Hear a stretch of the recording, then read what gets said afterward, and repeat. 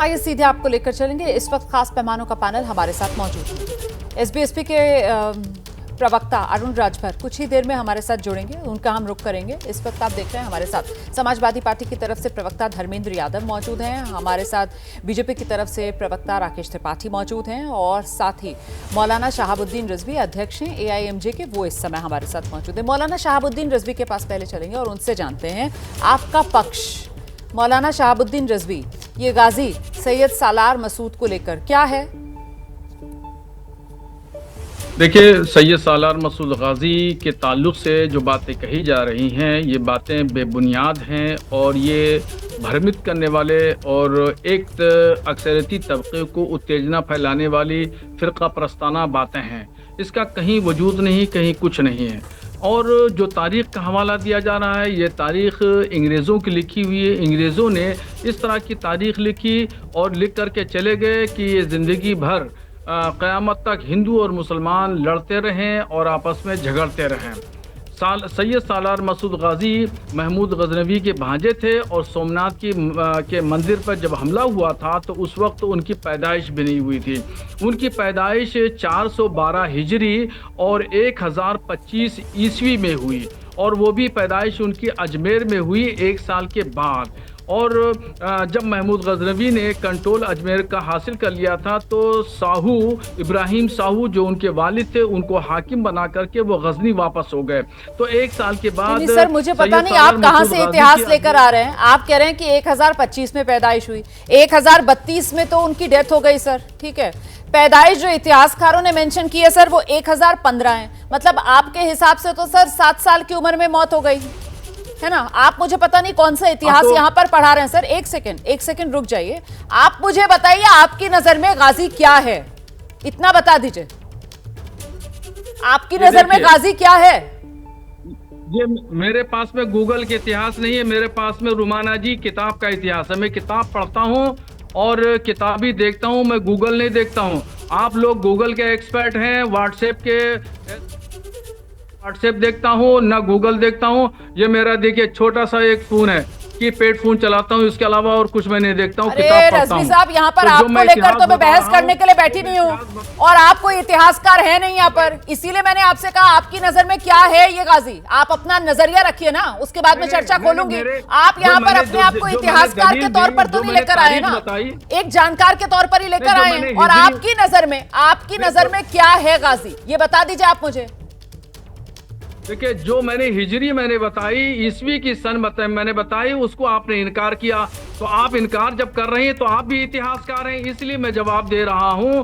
1030 में गजनवी का इंतकाल हुआ, उस वक्त उनकी उम्र 4 साल थी। वो कहां से किस तरह के क्या हो गए, किस तरह उनको पेश किया जा रहा है। 18 साल की उम्र में उनका इंतकाल हो गया। बहरेज जब पहुंचे तो उनकी 18 साल की उम्र थी, इंतकाल हो गया। उन्होंने उनको शूर भी नहीं संभाला था, इतनी समझ भी नहीं थी। वो कैसे मंदिर को तोड़ते, वो कैसे किसी पर हमला करते।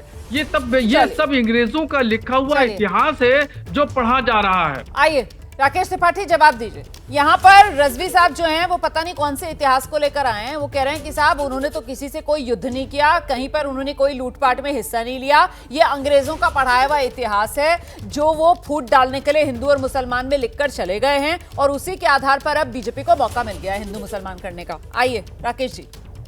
शहाबुद्दीन साहब के पास तो वो वाली भी किताब होगी, पीछे लगा रखी है बहुत सारी, पूछिए इनके पास वो वाली भी किताब होगी जिसमें लिखा होगा कि धरती गोल नहीं चपटी है। और ये अब तक वही मानते होंगे, आप पूछ के देख लीजिएगा, किताब दिखा देंगे कि धरती चपटी ही है। क्योंकि ये गूगल नहीं जानना चाहते, ये विज्ञान नहीं जानना चाहते, ये अत्याधुनिक समाज के साथ जुड़ना नहीं चाहते और लकीर के फकीर बने हुए हैं अभी। सच को स्वीकार करिए, आंखें खोल कर देखिए, आंखें बंद करने से अंधेरा नहीं होता है। शहाबुद्दीन साहब, बहुत लंबे समय तक इस देश के इतिहास को तोड़ा मरोड़ा गया, इस देश के स्वाभिमान को कुचलने का प्रयास किया गया। ये एक बिल्कुल साफ इबारत है, कोई पढ़ सकता है, जान सकता है कि कैसे भारत के भीतर मुगल आक्रांता आए, भारत की संस्कृति को तहस नहस करने का हर संभव प्रयास किया, भारत के मंदिरों को लूटा खसोटा तोड़ा, भारत के हिंदुओं को कैसे पददलित करने का प्रयास किया गया, कैसे महिलाओं के साथ व्यभिचार, अत्याचार और बलात्कार की घटनाएं हुई। इन सारे इतिहास को नकारने का प्रयास मत किया करिए और इस बात को स्वीकार किया करिए ना मुगल आपके पूर्वज नहीं है। अपने आप को क्यों मुगल के साथ जोड़ने का प्रयास करते हैं और इन मुगलों के पक्ष में क्यों खड़े हो जाते हैं? क्यों इनकी चरण भक्ति करना शुरू कर देते हैं? स्वीकार करिए कि मोहम्मद गजनवी ने सोमनाथ के मंदिर को 17 बार लूटने का काम किया। स्वीकार करिए ना इस बात को। और जब स्वीकार करेंगे तो इस बात की पीड़ा को महसूस करेंगे कि हिंदुओं के सोमनाथ मंदिर को कैसे तोड़ा गया। ये कितनी पीड़ा का विषय था। लेकिन उसके बावजूद इन सारी पीड़ा को भुला करके भारत सहअस्तित्व के साथ रहना चाहता है। भारत कभी भी मुसलमानों के खिलाफ किसी प्रकार का कोई बैर भाव नहीं रखना चाहता है। लेकिन आप जानबूझ करके जब महमूद गजनवी का, सालार मसूद का, जब आप उसको गाजी की उपाधि दे करके उसको आप महिमा मंडित करने का प्रयास करते हैं, औरंगजेब को अपना पूर्वज बताने का प्रयास करने लगते हैं, तो निश्चित तौर पर आक्रोश को और बढ़ाने का काम करते हैं। और मैं इसलिए आपसे करबद्ध प्रार्थना कर रहा हूं, मत आक्रोश को बढ़ाइए। इस देश के स्वर्णिम इतिहास को याद करिए। आपके पूर्वज भी इसी धरा के हैं, इसी माटी के, आप बाहर से नहीं हैं। ठीक है, मैं धर्मेंद्र यादव जी का रुख करती हूँ। समाजवादी पार्टी के प्रवक्ता हमारे साथ मौजूद है। धर्मेंद्र यादव जी, ये जो रजवी साहब यहाँ पर बैठकर इतिहास का पाठ पढ़ा रहे हैं सर, एक बेसिक सी बात है कि गाजी का मतलब ही ये उपाधि उसको दी जाती थी जो बड़ा शूरवीर और योद्धा माना जाता था। और यहाँ पर पता नहीं कौन से इतिहास की रेफरेंस देकर वो बता रहे हैं कि साहब नहीं वो तो बड़ा ही शांति प्रेमी व्यक्ति था, उसने तो कोई युद्ध ही नहीं किया। जबकि इतिहास गवाह किस तरीके से राजा सुहेलदेव के साथ युद्ध हुआ जिसमें वो हारा और वो मारा गया। अब सवाल मेरा यह है कि एक आक्रांता, और अगर एक आक्रांता का महिमा मंडन ना हो, देश में एक ये भाव सामने आ रहा है, तो इसका विरोध क्यों सर? धर्मेंद्र यादव जी। रोमाना जी, मुझे उम्मीद है कि इस पैनल में जितने लोग बैठे हैं वो मुगल शासन में नहीं रहे होंगे, औरंगजेब के समय भी नहीं रहे होंगे, सलार के समय में भी नहीं रहे होंगे। हाँ, एक बात जरूर है कि इस देश और धरती पर एक व्यक्तित्व ऐसा है जो नॉन बायोलॉजिकल है, वो हो सकता है उनके साथ बैठ के बिरयानी खाया हो। आज जो इतिहास आप पढ़ रही हैं, बता रही हैं, मत कीजिए ना, फिर बहस जो है वो डीरेल हो जाएगी। फिर राकेश जी आपको कुछ जवाब देंगे, फिर मुद्दा भटक जाएगा सर। प्लीज परिपक्वता से अपनी बात रखिए, इतना हल्का मत कीजिए सर। परिपक्वता बता रहा हूँ। आप पूरी बात सुनेंगे तो परिपक्वता नजर आ जाएगी। ठीक है, आइए। इतिहास जो हम पढ़ते हैं, किसी इतिहासकार की बात को पढ़ते हैं जी। ना हम वहां थे, ना आप थी, ना राकेश त्रिपाठी जी वहां पे थे। सही बात। इतिहासकार की बात को हम पढ़ते हैं। किसी व्यक्तित्व के बारे में किसी इतिहासकार ने अगर पॉजिटिव साइड लिखा हुआ है तो उसके पॉजिटिव साइड को आप पढ़ोगे। किसी ने नेगेटिव साइड लिखा है तो नेगेटिव साइड पढ़ोगे। सही बात। किसी देश को गुलाम करने वाला आक्रांता ही होगा, किसी देश को गुलाम करने वाला आक्रांता ही होगा, चाहे वो अंग्रेज हो चाहे वो मुगल हो। लेकिन अगर किसी देश को गुलाम करने वाले के साथ इसी देश के कुछ लोग शामिल हो जाएं तो क्या देशभक्त हो जाएंगे? राकेश त्रिपाठी जी की परिभाषा के अनुसार इनके पूर्वज देशभक्त थे, लेकिन अंग्रेजों के साथ उनके साथ जो अपने देश के स्वतंत्रता सेनानी थे उनके खिलाफ लड़ाई लड़ रहे थे। यहाँ नहीं रुकते थे वो अपने अपने पेंशन भी मांगना शुरू कर देते थे। अंग्रेजों के हमें पेंशन दीजिए। तो वो देश के साथ किस तरह से खड़े हुए थे ये तो राकेश त्रिपाठी बहुत अच्छे से जानते हैं कि इनके जो पूर्वज थे वो देश के साथ कभी खड़े नहीं हुए। और आरएसएस की जो नागपुर की शाखा है वहां पे झंडा नहीं लहराया जाता था, तो ये झंडा के विरोधी भी थे। तो आज देशभक्ति इनके अंदर कहां से आ गई? अब इनका जो मुख्य मुद्दा है, चाहे सालार को लाने का, चाहे औरंगजेब को लाने का, ये महाराष्ट्र में दंगा करवा चुके हैं, उत्तर प्रदेश में करवा करके बिहार तक ले जाना चाहते हैं, जिससे नफरत फैले इस देश के अंदर। और उस नफरत के आग में भारतीय जनता पार्टी की राजनीतिक रोटियां गर्म होती रहे और भारतीय जनता पार्टी के लोग उसे खाते रहे। तो ये जो आपने बड़ा सवाल यहाँ पर खड़ा किया हुआ है कि साहब ये देशभक्ति नहीं, ये सिर्फ और सिर्फ सत्ता भक्ति। सर एक मिनट आऊंगी दोबारा आपके पास। ये देशभक्ति नहीं है, ये सत्ता भक्ति है ना, आप ये कह रहे हैं। और कहीं ना कहीं यहाँ पर पूरा का पूरा मामला वोटों के गणित से आकर जुड़ता है, और वो भी पिछड़ा वोट बैंक, और किस तरीके से उसको वो जो हिंदू एक तरीके से आइडेंटिटी है उसके अंदर लेकर आया जाए, और इसका फायदा आने वाले समय में जो बिहार में विधानसभा चुनाव है उसमें उठाया जाए। ये बात निकली है तो बहुत दूर तक जाएगी, इस पर हम जवाब आगे लेंगे। लेकिन उससे पहले ये गाजी सैयद सालार मसूद को लेकर जो सियासी विवाद उठा हुआ है उस पर उत्तर प्रदेश के मुख्यमंत्री हैं योगी आदित्यनाथ, उनका बयान भी आ गया है। योगी आदित्यनाथ कह रहे हैं किसी भी आक्रांता का महिमा मंडन देशद्रोह माना जाएगा। सुनिए। किसी भी आक्रांता को महिमा मंडन नहीं करना चाहिए।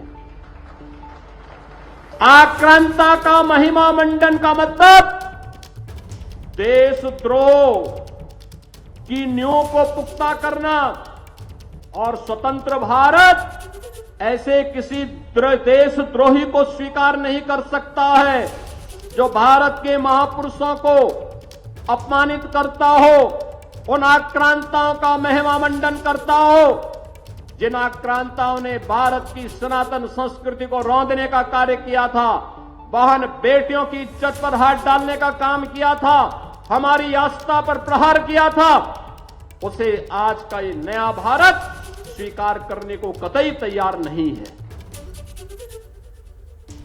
चलिए फिर से खास पैमानों का रुख करते हैं और राकेश त्रिपाठी जी के पास दर्शकों को लेकर चलेंगे। राकेश त्रिपाठी जी, हम जिस दौर की बात कर रहे हैं उस दौर में तो चलन ही ये था ना, मतलब वो राजा महाराजाओं के दौर हुआ करते थे, बादशाहों के दौर हुआ करते थे और वो अपने साम्राज्य को बढ़ाने के लिए इसी तरीके से हमले किया करते थे, मारकाट मचाया करते थे और फिर हासिल किया करते थे ताकत को। मतलब तब तो फिलॉसफी ये चलती थी, फलसफा क्या होता था, तख्ता या तख्त, इसी फलसफे के बीच पूरा का पूरा राजपाट चला करता था।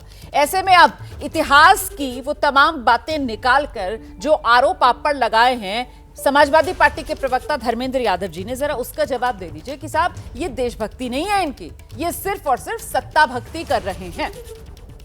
लेकिन समाजवादी पार्टी के प्रवक्ता ने दो बातें कही है। एक तो कहा उन्होंने कि दंगा कराने की नीयत से ये बातें कही जा रही जी। दंगा किसके समय में होता था, क्या ये किसी को याद दिलाने की आवश्यकता है क्या? उत्तर प्रदेश में भारतीय जनता पार्टी की सरकार बनने के बाद क्या उत्तर प्रदेश में एक भी दंगा हुआ है? क्या एक भी जनपद ऐसा बता सकते हैं जहां पर कर्फ्यू लगाने की नौबत आई हो? लेकिन सिलसिलेवार तरीके से गिना सकता हूं कि समाजवादी पार्टी के शासनकाल में हर महीने में उत्तर प्रदेश का कोई ऐसा जिला नहीं बचा था जहां कर्फ्यू लगाने की नौबत ना आती रही हो। तो कम से कम समाजवादी पार्टी को बोलने का तो कोई नैतिक अधिकार नहीं है। दंगा आप करना चाहते हो। मैं आपसे सवाल पूछ रहा हूं, आप प्रोफेसर धर्मेंद्र यादव बहुत सोच समझ करके जवाब दीजिए।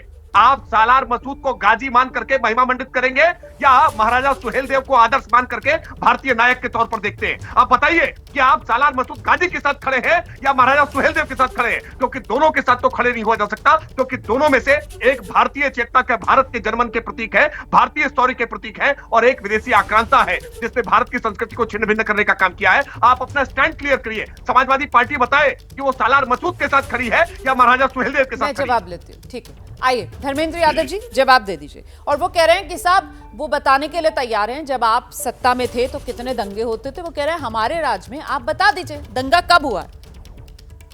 रोमाना जी, बहराइच का दंगा भारतीय जनता पार्टी के विधायक ने पूरे देश को बताया, पूरी दुनिया को बताया कि भारतीय जनता पार्टी द्वारा प्रायोजित दंगा था। लेकिन राकेश जी इस पे भी हंसेंगे, बताएंगे तो हमारे समय का दंगा है नहीं। संभल का दंगा भारतीय जनता पार्टी के द्वारा प्रायोजित दंगा, महाराष्ट्र का दंगा भारतीय जनता पार्टी के द्वारा प्रायोजित दंगा। तो दंगे का इतिहास भाजपाइयों का इतिहास, इसमें कोई दो राय है ही नहीं। अब भारतीय जनता पार्टी को अपने महाकुंभ की बात में याद दिला देता हूं। नंद किशोर गुर्जर भारतीय जनता पार्टी के विधायक हैं, उन्होंने कहा वहां सनातनियों की हत्या हुई है। तो भारतीय जनता पार्टी सनातनियों की हत्या करने में पीछे नहीं जा रही है। भारतीय जनता पार्टी दंगा करवा के मुसलमानों की हत्या करने में पीछे नहीं जा रही है। और जब इनसे बुनियादी सवाल पे बात किया जाएगा, आज इनसे इसलिए भारतीय जनता पार्टी मुद्दों से भटकाती है कि अगर आज हम इनसे पूछेंगे कि होली में फ्री सिलेंडर दिया कि नहीं दिया, तो ये कहेंगे कि जो मोहम्मद गोरी था वो क्या कर रहा था, गजनवी था वो क्या कर रहा था। अरे इनकी आदत है मुर्दों से लड़ना, भारतीय जनता पार्टी की आदत है मुर्दों से लड़ना, माफी वीरों की आदत है। ये राकेश जी के खून में समा गया, इसमें कोई दो राय नहीं है। आज देश इनसे पूछता है कि 26 करोड़ रोजगार कहां चले गए, 15 लाख रुपए खाते में क्यों नहीं आए, किसानों की आय दोगुनी क्यों नहीं हुई, बेटियां सुरक्षित क्यों नहीं है, मुझे बताइए। बेटियां उत्तर प्रदेश में क्यों नहीं सुरक्षित है? इस पर जवाब नहीं देंगे। मैं जवाब लूंगी। राकेश त्रिपाठी जी, ये दुखती रग, राकेश त्रिपाठी जी जो आपके विपक्षी हैं वो ये दुखती रग दबा देते हैं क्या कि आजादी की जब लड़ाई लड़ी जा रही थी, जब भारत की अस्मिता की लड़ाई लड़ी जा रही थी, भारत को स्वतंत्र जब कराना था, तो फिर कहां थे आप लोग? ये जो सवाल है जो बार बार विपक्ष पूछता है, इसका भी आज आप जवाब दे ही दीजिएगा। सर मैं आपके पास आऊंगी, लेकिन उससे पहले जरा जल्दी से मौलाना रजवी का एक बार फिर से रुख करते हैं और जानते हैं मौलाना रजवी से, मुख्यमंत्री उत्तर प्रदेश के वो तो कह रहे हैं कि आक्रांताओं का जो महिमा मंडन है वो तो बिल्कुल स्वीकार नहीं किया जाएगा। देखिए, अभी मुख्यमंत्री जी ने जो बात कही है उसमें किसी का नाम नहीं लिया उन्होंने। हाँ। ना किसी भी मुस्लिम बादशाह का उन्होंने नाम लिया है, इसलिए उसको किसी भी पर मुंतबिक नहीं किया जा सकता। वो एक मुतलक बात है, वो सबके लिए बात है। उन्होंने बिल्कुल ठीक बात कही है।